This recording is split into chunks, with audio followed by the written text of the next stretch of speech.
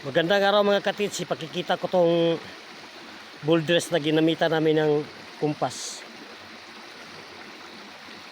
Itong boulders na may slash yan. Naka west yan. Now, west 270 degrees. Yung pyramid na bato ay naka 120 degrees yan. S. Diyan naman banda, yung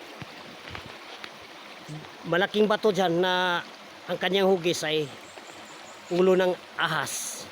Naka 60 degrees yan.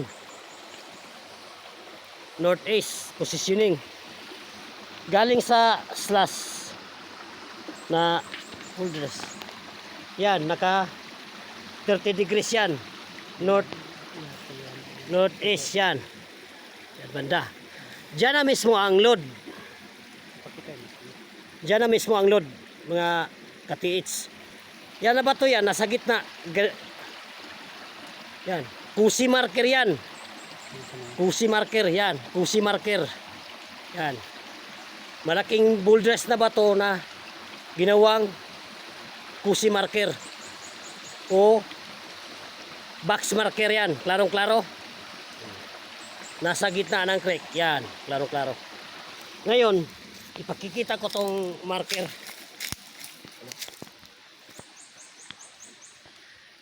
Yan. Klarong-klaro. Dito na mismo sa gitna ang target. Kurang lalim mga katitsa. Hindi natin alam. Hindi naman tayo kasama sa nagbaon. May confirmation marker yan. Oh. Yan. Yan. Klarong-klaro yan. Yan.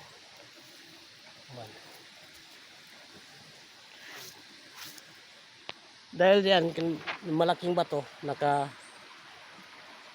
yan, na malaking hugis pyramid na bato. Dito na banda ang target underneath. May confirmation marker. Oh. Yan. Dito na mismo ang target underneath, pailalim. Salamat sa mga subscribers, mga viewers. Thank you for watching mga katits.